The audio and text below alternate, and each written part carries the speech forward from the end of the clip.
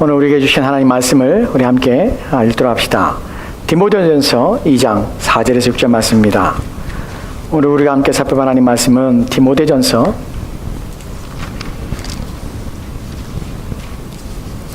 2장 4절에서 6절 말씀입니다.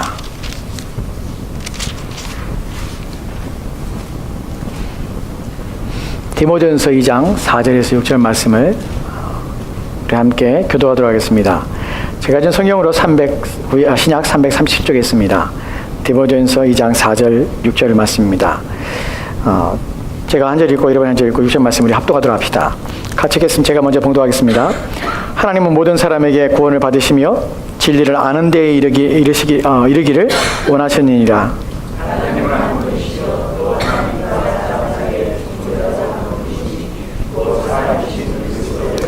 같이 읽겠습니다. 그가 모든 사람을 위하여 자기를 대속물로 주었으니 기하게 이르러 주신 증거니라. 아멘. 아멘. 잠깐 우리 같이 기도하고 말씀을 듣도록 하겠습니다. 같이 하겠습니다. 우리의 생명의 주인이시고 삶의 주권자신 주여, 이 시간 주의 말씀 앞에 섰습니다.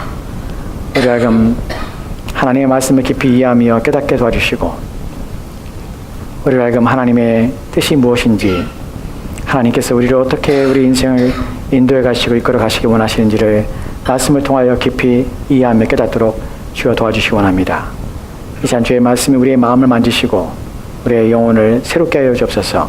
주께서 함께 원하며 예수님 이름으로 기도합니다. 아멘. 1967년에 있었던 일입니다. 1967년 어느 날 김포항에 미국에서 오는 비행기가 한국에 착륙을 했습니다. 그래서 김포항에 내렸는데 사람들이 몰려들어서 그 여인에게 계란을 던지기 시작했습니다. 그리고 그녀의 행동을 비난하는 이유로 날계란을 던졌습니다.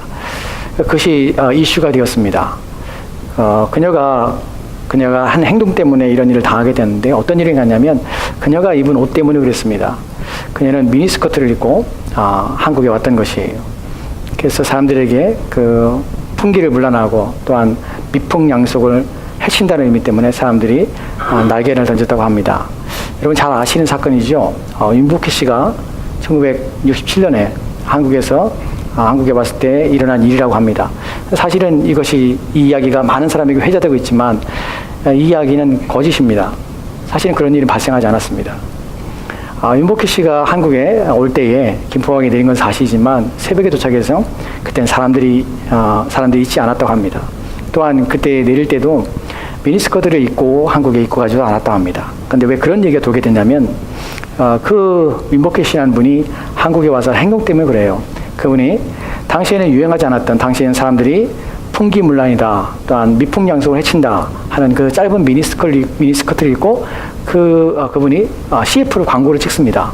사람들이 그 여인을 보고 천박하다 라는 말과 사람들의 정서를 해친다 하는 것 때문에 이제 미움을 받기 시작한 것이에요. 또한 실제로 윤복희 씨는 그런 행동들을 많이 했습니다. 그래서 사람들로 하여금 자유분방한 여인의 모습을 상징하게 되고, 또한 그런 모습 때문에 사람들이 비난하고 또한 지탄의 대상이 되었습니다. 그런데 아이러니하게 사람들이 그녀에게 지탄을 하고 비난하지만 많은 여자들은 그녀의 그런 행동들을 지지하고 또한 바라며 또한 따라하기도 했습니다. 그래서 그 여인 때문에 한국에서는 미니스커트가 붐이 일어나기 시작했습니다.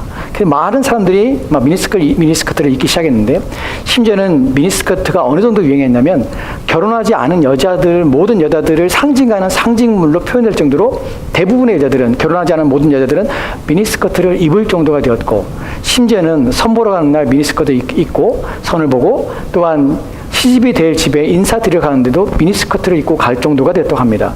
저는 잘 모르지만 그 당시에는 그 정도로 미니스커트가 유행했다고 그래요. 한 여인의 옷을 통해서 한국 사회가 완전히 미니스커트의 유행에 빠지게 되었습니다. 또한 이야기가 있습니다. 2011년 멀지 않은 과거죠. 그때에 등골 브레이크라는 신조어가 생기게 됩니다. 등골 브레이크라는 말은 무엇이냐면 부모님의 등골을 아주 부러뜨린다는 말이에요. 그래서 불효를 상징하는 말이에요. 등골 브레이크. 그러니까 무엇 때문에 이 단어가 새롭게 생기게 됐냐면, 아이들이 값비싼 옷을 이제 사달라고 요구를 하는 것이, 부모들이 그 값비싼 옷을 사주기 위해서 등골이 휜다는 것이. 근데 그 옷이 무엇이냐면 노스페이스라는 옷이었습니다. 여러분 아시죠? 뉴스를 통하여 여러분 들으셨을 겁니다. 노스페이스라는 옷을 한 아이가 입고 그것이 이제 유행처럼 번지기 시작합니다. 심지어는 어느 정도 유행이 됐냐면 한 학급에 40명의 아이가 있는데 그 중에 2명 외에 38명의 아이들이 다 노스페이스를 입는 것이. 심지어는 학교에 교복이다 라는 말까지 돌아왔습니다. 그것 때문에 부모들은 그 아이들이 그걸 입고 안 그러면 소외당하기 때문에 그 옷을 사주기 위해서 아주 등골일 정도로 부모들이 괴로웠다고 합니다. 근데 그것도 다 지금은 아무도 미니스커트에 대하여, 아무도 노스페이스의 그 점퍼에 대하여 관심을 기울이거나 또한 구입하려고 하지 않습니다. 왜냐하면 그것은 한때에 지나는 유행이기 때문에 그렇습니다. 유행이란 말은 이런 의미를 가지고 있습니다. 사전적 의미를 보면 유행이란 특정한 사회 내에서 일정한 사람들이 유사한 행동 양식이나 문화 양식을 일정한 시간 동안 공유하는 것을 말한다. 유행은 일정한 기간이 지나면 진부한 모습으로 퇴화해 버리는 특성을 지닌다는 점에서 비교적 영속성을 가지고 갖는 문화와는 차이가 있다라고 합니다.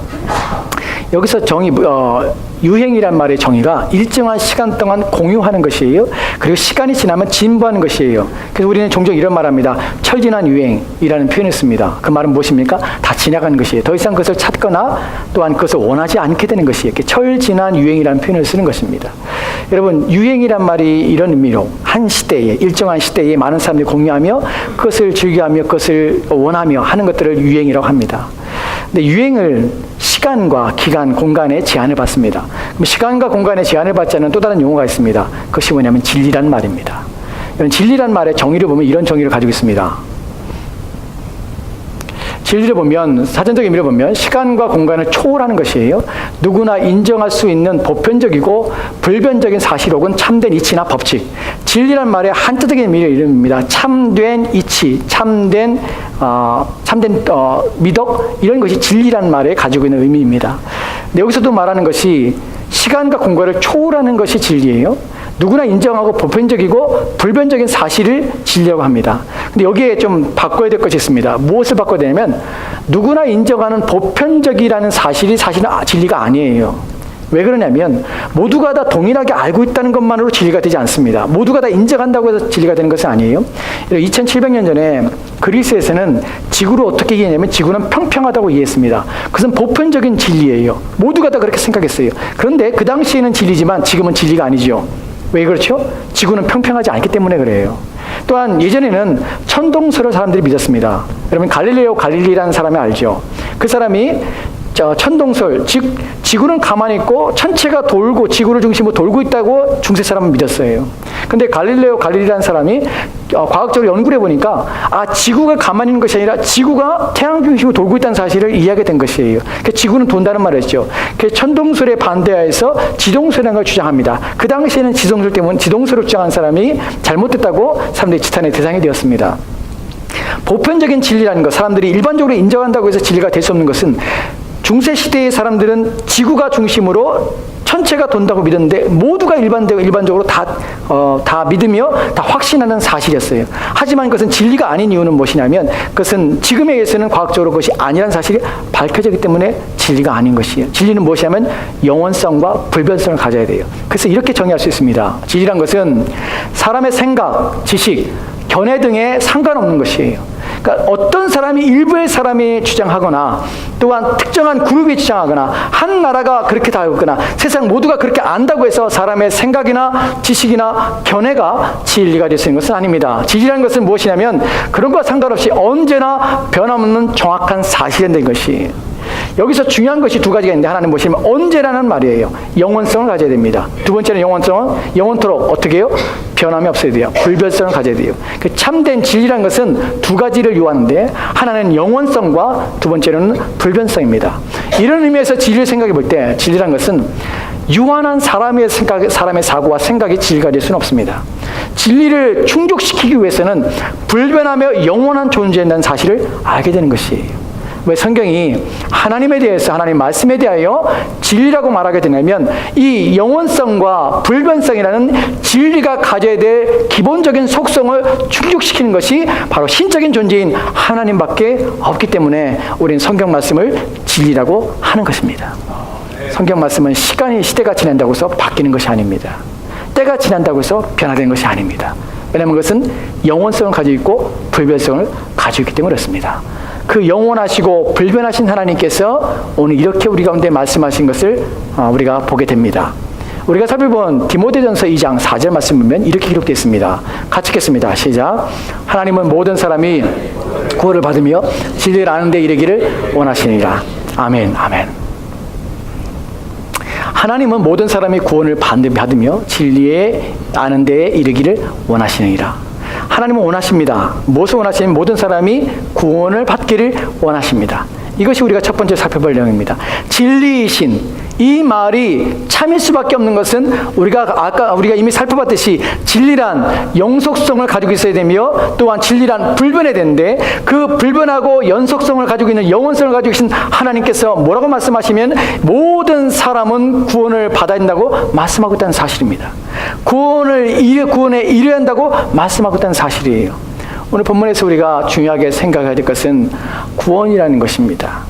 하나님은 우리가 구원받기를 원하신다는 사실입니다. 여러분, 구원이란 단어를 좀 생각해보면 원문의 구원이란 단어의 의미는 이런 의미를 가지고 있습니다. 보호하다, 보존하다 또는 건전하다는 의미를 가지고 있습니다. 근데 무엇으로부터 보호받으며 무엇을 보호하며 무엇을 보존하며 무엇으로부터 건질을 받는가 하는 것을 생각해 봐야 돼요. 하나님께서는 모든 사람이 구원을 받기 원하신다는데 도대체 무엇에서 우리는 구원을 받고 또한 무엇으로부터 보호를 받으며 또한 무엇으로부터 보존되어야 되는가 하는 부분입니다. 이 구원이 성경에 이 구원이라는 단어가 쓰일 때 몇 가지의 큰 상황들이 있습니다. 첫 번째는 이 구원이 사용될 때 이 구원이라는 단어가 포함되고 있는 상황은 무엇이냐면 생명의 보호입니다. 생명의 보존입니다. 생명이 건져내는 받는 것이에요. 그래서 큰 틀에서 생명은 하나님에 의해서 모든 사람이 보호받으며 보존받기를 원하시는 내용이 되는 것입니다. 여러분, 여기에 대해서는 우리가 좀 이따가 살펴보도록 하겠습니다. 구원에 있어서 또 다른 의미 속에서 우리는 생명을 구원받는다, 생명을 보존받는다, 우리 가운데는 그것이 필요하다 하는 것에 대한 이해가 첫 번째 이해입니다. 두 번째는 이 구원이 가지고 있는 보존과 보호와 또한 건전함은 생명만이 아니라 우리의 건강, 또한 우리로 하여금 질병에서 또한 우리를 걱정하며 근심하는 모든 상황에서 고통에서 이런 모든 것에서 우리를 건져내며 구원하시며 또한 보호하신다는 의미 속에서 구원이라는 단어가 사용됩니다. 이것을 종합해서 생각해보면 하나님께서 모든 사람이 구원을 받으며 라는 이 말씀 속에서는 첫 번째 내용이 분명한 것은 우리의 영혼과 우리의 생명에 대한 내용이 이 안에 담겨있다는 것이 첫 번째 의미입니다. 하지만 하나님은 우리를 구원하시며 우리를 구원받기를 원하신다는 내용 속에서는 우리의 생명만이 아니라 우리가 인생을 살아가며 당하는 모든 상황에서 우리를 건져내시며 구원하시기를 원하신다는 사실 또한 포함하고 있다는 것을 기억하십시오. 하나님은 우리의 생명에만 관심을 가진 것이 아니라 우리 인생 전체에 관심을 가지고 있다는 사실을 여러분이 믿으셔야 합니다. 그리고 하나님은 우리를 그곳에서 건져주시기를 원하신다는 것을 우리가 알아야 합니다. 여러분, 인생은 수많은 고통과 고난 속에 있습니다.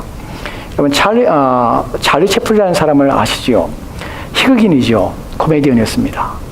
그 사람이 만든 무성 영화들을 볼 때 참 웃긴 장면이 있고 재밌는 장면이 참 많이 있습니다.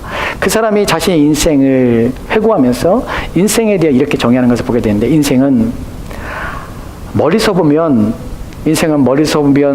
희극이고 가까이 보면 비극이다 라는 말을 합니다. 이 말이 많은 사람에게 공감대를 불러일으킵니다. 인생이란 멀리서 보면 희극이에요. 희극이란 말은 기쁨을 주고 즐겁고 또 만족을 주는 것입니다. 그런데 그 인생을 가까이서 보면 비극이다. 무슨 말입니까? 남의 인생을 볼 때, 남의 삶을 볼 때 행복해 보입니다. 잘 사는 것 같아요. 아무 문제 없는 것 같아요. 그래서 때로는 나도 저 사람 같았으면 라는 생각이 들 정도로 멀리서 보면 인생이란 다 행복해 보이고 다 만족하고 다 기쁨밖에 없는 것 같아요. 근데 실제로 그 인생이 주관성을 가지고 자기 인생을 돌아보거나 그 인생을 가까이 들여다보면 인생은 수많은 비극으로 가득 찬 것이 인생이다 라는 것입니다. 왜 이 말에 많은 사람이 공감할까요? 이것은 모든 사람의 인생이 그렇기 때문에 그렇습니다. 프리드리히 니체라는 사람이 있습니다. 유명한 철학자지요. 그 사람이 인생에 대해서 이렇게 말을 합니다. 인생에 보면 인생은 삶이라는 것은, 생명이라는 것은, 살아간다는 것은 고통이다. 살아가는 것은 고통이다. 근데 이 살아내는 것, 살아남는 것, 이것이 무엇이냐면 발견하는 것이, 무엇을 발견하냐면 어떤 의미를 발견하는 것인데, 무엇 속에서? 고통 속에서 어떤 의미를 발견하는 것이다 라는 것이에요. 철학자가 자기의 인생을 돌아보고 사람의 인생을 연구하며 인생이란 무엇인가를 답을 찾는데, 인생은 고통이야. 그러면 살아가는 것은 무엇일까? 살아간다는 것은 고통 가운데서 어떤 의미, 내가 왜 살아야 될까? 나는 왜 존재해야 될까? 도대체 이 고통은 나에게 어떤 의미가 있는 것일까? 내 삶은 도대체 어떤 의미가 있는 것일까? 그것을 고통 가운데서 찾아가는 것, 고통 가운데서 발견하는 것, 그래서 애를 쓰는 것, 그렇게 살다 가는 것, 그것이 인생이야. 그렇게 살아남는 것이야 라는 의미입니다. 너무나 우리 인생을 잘 설명하고 있습니다. 인생은 누구에게나 있어서 때로는 비극이고, 때로는 고통이고, 때로는 어려움입니다. 하나님께서 우리를 디모데전서 2장 4절 말씀에서 하나님은 모든 사람이 구원받기를 원하신다는 말 속에는 우리가 인생을 살아가면서 느끼는 이 비극적인 상황들과 때로는 비참함, 때로는 무기력감을 느끼고, 때로는 인생에서 고난 가운데 무거운 짐을 지고 살아가는 이 모든 고통 가운데서 하나님 우리를 건져주시기 원하며 우리를 구원받기를 원하신다는 것입니다. 이것이 다 포함되어 있는 것입니다. 저와 여러분이 하나님 믿어야 할 이유가 있다면, 저와 여러분이 하나님을 찾아야 될 이유가 있다면, 하나님은 우리를 구원받기를 원하시는 분이라는 사실 때문에 우리는 그 이유 하나 때문이라도 우리는 하나님을 만나야 되며 그분을 찾아야 하는 것입니다.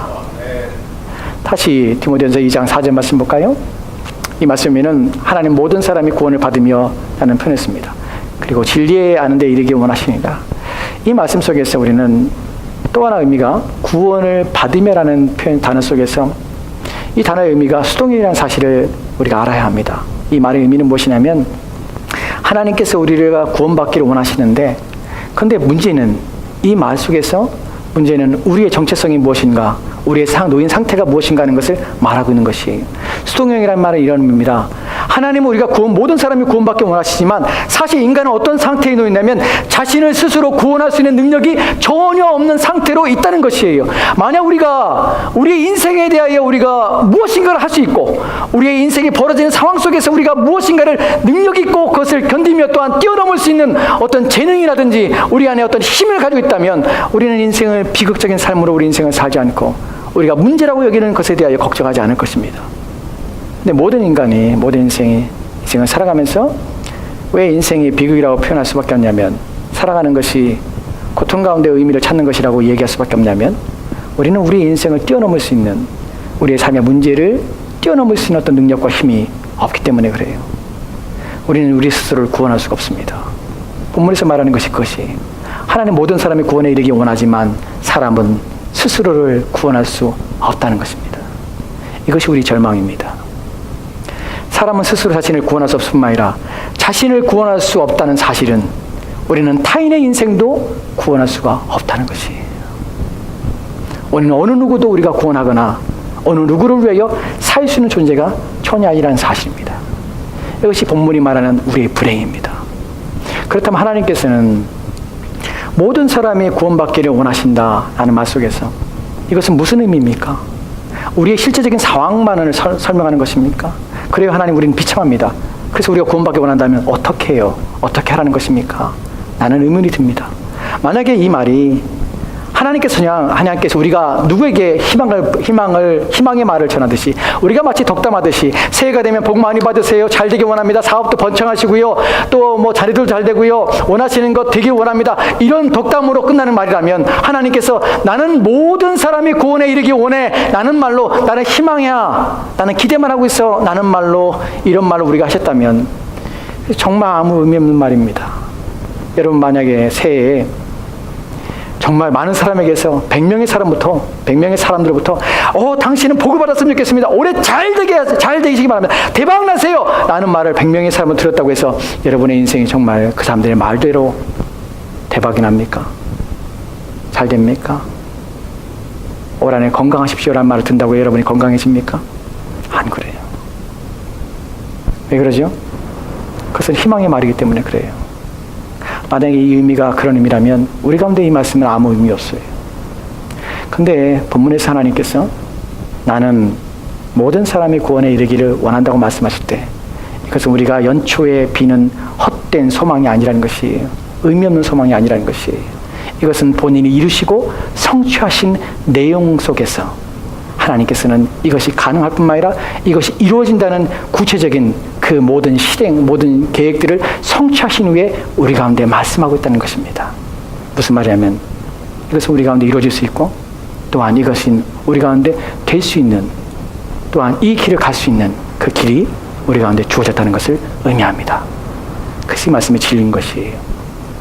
오늘 본문에서는 하나님께서 우리 모든 사람이 구원을 받으며 진리를 아는 데 이르기를 원한다고 합니다. 진리를 변하지 않는 것, 영원한 것, 이것을 우리 가운데 주셔서 이것을 아는 것을 원하는 것이에요.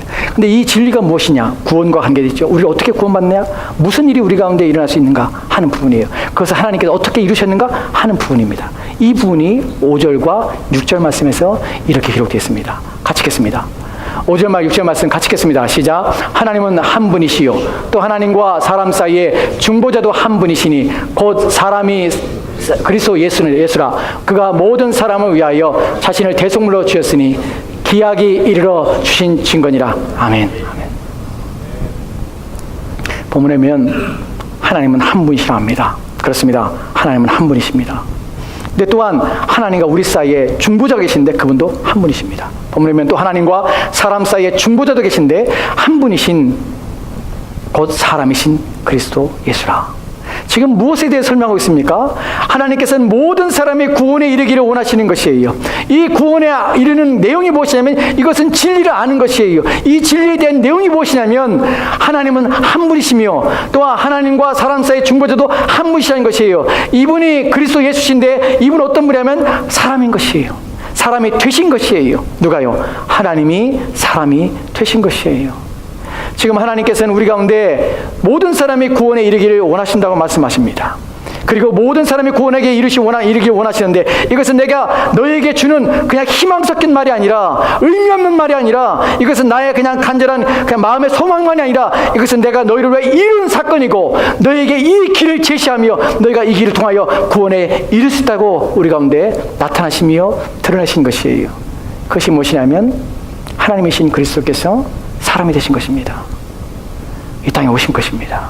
그리고 우리와 하나님 사이에 중보자가 되신 것이에요. 여러분 중보자라는 내용 속에는 5절 말씀, 6절 말씀에 말하는 것처럼 그가 모든 사람을 위하여 자기를 대속물로 주셨으니 라는 것이에요. 그리스도께서 자신을 대속물이라는 것은 대신하여 제물이 되신 것이에요. 대신하여 죽었단 말이에요. 우리를 구원하시기 위해서 그리스도께서는 십자가에 대신 죽으신 것이에요. 그래서 우리로 하여금 구원에 이르고 구원이 받을 수 있도록 그 길을 열어 주신 것이에요. 그래서 이 길을 가능하기 때문에 하나님께서는 뭐라고 말씀하시냐면 나는 모든 사람이 이 구원에 이르기를, 이 구원을 받기를 원한다고 하는 것이에요. 왜냐하면 이것은 성취되었고 이루어졌기 때문에 이 부분에 있어서 우리는 그 길을 이제 갈 수 있고 또한 이 부르심 앞에서 우리는 가야 될 결정들을 해야 하는 것이에요. 이것이 하나님의 사랑입니다. 우리가 읽었던 디모데전서 2장 4절 말씀에서 모든 사람이 구원에 이르기 원하신다는 것은 하나님의 변함없는 사랑입니다. 우리를 향한 사랑입니다. 나는 모든 사람이 구원에 이르기 원하며 진리를 아는 데 이르기 원한다. 내가 그리스도 예수를 너희 대신에 죽게 함으로 말미암아 너희를 구원하기를 원하였고 이것은 내가 성취하였기에 너희가 믿음으로 이것을 받게 되면 구원에 이른다고 우리 가운데 말씀하시는 것입니다. 여러분 하나님께서 우리를 위해서 이루신 이 사랑에 대하여 우리는 잘 감동하지 않습니다. 감격하지 않습니다. 피츠제럴드라는 사람이 있어요. 이 사람이 책을 하나 썼는데 이 사람 미국에서는 베스트셀러입니다. 혹시 이 책을 읽어봤는지 모르겠는데 이 책의 이름은 위대한 개츠비예요.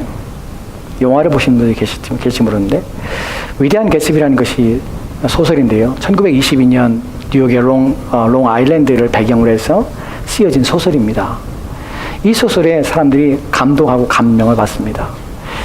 여러분, 빌 게이츠라는 사람 알죠? 마이크로소프트웨어를 창시했던 사람입니다. 이 빌 게이츠가 이 책에 감동을 받아서 약혼식 할 때 개츠비가 입었던 옷을 입고 약혼식을 하고요. 또 자기 집을, 이 개츠비가 살았던 집을 본따서 자기 집을 지어요. 그 정도로 위대한 개츠비라는 소설은 많은 사람에게 감동을 주고 많은 사람이 읽히는 소설입니다. 전 잘 몰랐어요. 위대한 개츠비. 저는 사실 소설을 본 것이 아니라 영화로 이 위대한 개츠비라는 것을 보게 되었습니다. 저는 이게 소설이라는 사실에 대해서 잘 몰랐습니다. 제가 그 영화를 보면서 느낀 것이 무엇이냐면, 왜 제목이 위대한 개츠비지? 계속 보면서 내내 마음속에 왜 위대한 개츠비지? 왜 위대한 개츠비지? 계속 그 마음이 들었어요. 왜냐하면 영화는 정말 화려한 저택에서 매일 밤마다 정말 수많은 뉴욕에 있는 수많은 상류층과 수많은 무희들, 댄서들이 그 집을 가득 채워서 매일매일 화려한 파티를 해요. 그것이 영화의 내용 속의 가장 중심이에요. 너무 화려해요, 영화가. 그래서 개츠비라는 사람이 상상할 수 없는 부자예요. 거부로 나옵니다. 그 영화를 보면서 저는 위대한 개츠비라고 해서 그 부자가 무엇인가 아주 탁월한 일을 할 줄 알았어요. 그의 성공 스토리를 얘기할 줄 알았어요. 그 결말은 그가 죽어요, 총 맞고. 위대한 개츠비는 나중에 그 결말 속에서 왜 그 사람이 위대한 개츠비라는 그 영화 소설에 이름이 붙여지는가 나중에 나오는데, 그 소설의 내용은 간단합니다. 이 개츠비라는 사람이 젊었을 때 장교입니다. 근데 가난한 장교예요.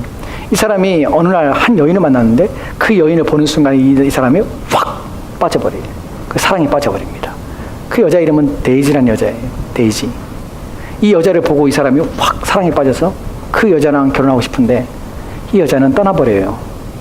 그래서 이 개츠비는 무슨 생각이냐면, 내가 가난하기 때문에 이 여자가 나를 버렸구나라고 생각합니다.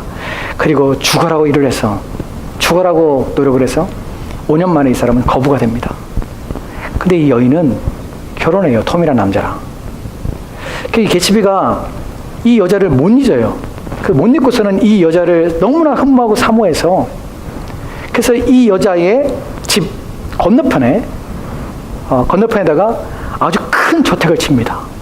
그리고 거기서 매일 밤 파티를 벌이는 것이, 뉴욕에 있는 수많은 사람들이 와서 흥청망청 놀 수 있는 파티를, 아주 사람들이 보고 놀랄 만한 파티를 매일 밤 여는 것이, 여는 이유가 무엇이냐면, 개츠비 마음속에 혹시라도 한번 이 데이지라는 여인이 자기 집에 게스트로 오지 않을까 하는 바람 때문에 그런 것이, 그렇게도 이 여자를 보고 싶은 것이.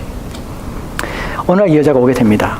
사실 이 책은 한 사람의 닉이라는 사람에 의해서, 닉이라는 사람의 제3자의 시각으로 개츠비와 데이지와 그 상황들을 설명하는 방식으로 기록되어 있어요.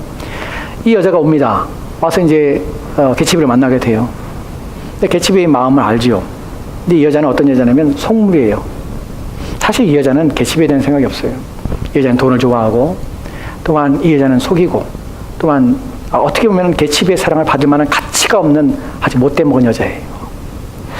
근데 이 여자를 개츠비가 사랑하는 것이에요. 이 이야기 스토리 속에서 중요한 결론들이 무엇이냐면, 개츠비가 이 여자를 사랑하고 좋아하는데 이 여자는 개츠비의 돈을 좋아할 뿐이지 개츠비에 대해 관심이 없습니다. 이 남편도 똑같은 속물이에요. 근데 어느 날 이 데이지가 차를 운전합니다. 개츠비는 옆에 앉아있고, 운전하다가 이 여자가 사고를 해서 여자를 하나 죽이게 됩니다. 교통사고로. 근데 죽은 여자가 누구냐면 남편의 정부예요. 그 남편이 바람피는 여자예요. 근데 그 여자가 죽어요. 근데 개츠비가 이 데이지가 운전하다가 사람을 죽인 사건을 보고, 개츠비가 이 여인이 감옥에 들어가거나 이 여인이 당할 해 때문에 마음이 아파합니다. 그리고 뭐라고 하냐면, 이 운전은 내가 한 것이야. 내가 사람을 죽인 것이야. 하고 얘기를 합니다. 그 사건을 자기가 그 사건을 가해자로 자기가 그 사건에 들어가게 됩니다. 근데 결론은 그 사건을 통해서 나중에 이 개츠비는 그 교통사고로 죽은 남편이 찾아와서 그 남편이 복수하면서 총에 맞아 죽게 됩니다. 개츠비가 죽어요. 그 거부가 죽었는데 그 무덤에 사람들은 더 이상 오지 않고 아주 초라한 무덤 속에서 묻히게 됩니다. 그리고 그 무덤 위에 데이지라는 여자는 꽃 한 송이도 던지지 않아요. 비참하게 죽어요. 근데 왜 이 이야기가 위대한 개츠비일까?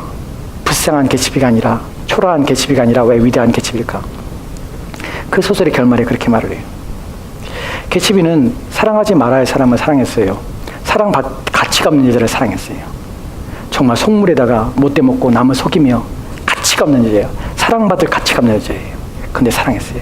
그 심지어는 자기 목숨까지 버립니다. 이 이야기의 마지막 결론에서 이런 이야기를 합니다. 사랑을 받을 가치가 있다는 것은 그것은 사랑받는 자가 결정하는 것이 아니라 사랑하는 자의 결정이라는 것이. 사랑받을 가치가 있다는 것은 사랑을 주는 자의 결정이다. 개츠비는 속물이고 부정하고 악한 여자인 데이지를 사랑해요. 끝까지 사랑해요. 자기 목숨을 다해 사랑해요. 우리가 볼 때는 사랑받을 가치가 없는 여자예요. 그래서 모든 사람이 사랑하지 말라고 그래요. 저 여자는 그런 여자이기 때문에 당신에 대해서 관심을 갖지 말라고 그래요. 근데 개츠비는 끝까지 사랑해요. 왜냐하면 사랑은 받을 가치가 있는 것은 사랑의 대상 때문이 아니라 사랑하는 사람이 결정하기 때문에 그래요. 이 이야기를 왜 하는지 아십니까? 저와 여러분이 하나님의 사랑을 대할 때 우리 하나님의 사랑에 대해서 별로 관심이 없습니다. 왜냐하면 그 사랑이 의미가 없는 것처럼 내게 안 닿아오기 때문에 그래요. 우리는 위대한 개츠비라는 그 소설을 통해서 사랑이 얼마나 뜨겁고 사랑이 얼마나 순결하며 사랑이 얼마나 간절하며 사랑이 얼마나 무게가 있는 것인가, 얼마나 위대한 것인가 하는 것을 생각해요. 근데 여러분, 데이지처럼 속물이고 데이지처럼 세속적이고 데이지처럼 남을 속이며 또한 추하며 악한 그런 우리들을 하나님께서는 우리가 어떤 가치가 있어서 아니라 그 가치를 두고 사랑하는 것이 아니라 오직 하나님의 결정에 의해서 우리를 사랑하신다는 사실입니다. 이것이 우리가 하나님의 사랑에서 생각해야 될 부분입니다. 하나님 모든 사람이 구원받기를 원하십니다. 우리가 어떤 가치가 있어서 그에게 아름다움, 흠모할 만한 그에게 우리가 구원받아야 될 그가 우리를 구원해야 될 만한 어떤 이유가 있어가 아니라 하나님께서 우리를 그분의 결정에 따라서 선하신 뜻에 따라서 조건과 이의 없이 우리를 사랑하시는 것이에요. 그리고 우리를 구원에 이르기를 원하시는 것이에요. 그것이 로마서 8장에서는 로마서 5장 8절 말씀에 이렇게 기록되어 있습니다. 같이 읽겠습니다. 시작. 우리가 아직 죄인 되었을 때 그리스도께서 우리를 위하여 죽으심으로 하나님께서 우리에 대한 자기의 사랑을 확정하셨느니라. 아멘. 우리가 아직 죄인 되었을 때 우리는 아직 하나님 앞에 악하며 하나님 우리를 사랑할 만한 어떤 것도 우리 가운데 있지 않을 때 더럽고 부정하며 온갖 속임과 또한 악독과 시기와 질투와 분노와 또한 하나님께서 추하게 여기며 더럽게 여기며 구투를 일으킬 만한 것이 우리 가운데 가득할 때 그때 하나님은 그리스도께서는 그러한 우리를 위해 죽으셨습니다. 왜냐고요? 왜 그래 하십니까? 왜 그렇게 하십니까? 도대체 우리는 왜 사랑을 받을 만한 가치가 무엇이길래 하나님 그렇게 하십니까? 많은 사람이 또한 주변에 있는 모든 사람이 개츠비에게 그러지 말라. 그는 받을 만한 줄 만한 가치가 없다. 그 사랑을 거두라 말할 때도 그가 위대했던 이유는 그 사랑이 변하지 않았다는 것이에요. 하나님께서 위대한 이유는 하나님의 사랑이 위대한 이유는 우리를 사랑해야 될 이유가 없을 뿐만 아니라 사랑받을 만한 이유도 없고 사랑할 대상도 안 될 뿐만 아니라 사랑할 가치가 전혀 없는 우리들을 위하여 하나님께 사람이 되셨고 우리를 위해 고난을 받으셨고 십자가에 죽으셨다는 사실입니다. 그렇게 하기까지 하나님은 우리 모두가 구원받기를 원하신다는 것입니다. 여러분은 하나님께서 우리를 구원하시기 원하시는 사실 앞에 어떤 마음을 가져야 될까요? 그 사랑 앞에 우리는 어떻게 그 사랑에 응답하며 살아야 될까요? 우리를 위해 죽으신 그리스도 예수를 믿으십시오. 그분이 우리를 위해서 이루신 그 모든 일들을 믿으십시오. 믿음으로 나를 위하여 그렇게 하셨음을, 나를 향한 하나님의 사랑이 그분을 죽게 했음을 아십시오. 그리고 그분을 위하여 사십시오. 이것이 진짜요. 이것이 하나님의 우리를 향한 뜻입니다. 같이 기도합시다. 하나님, 주의 사랑을 기억하게 하옵소서.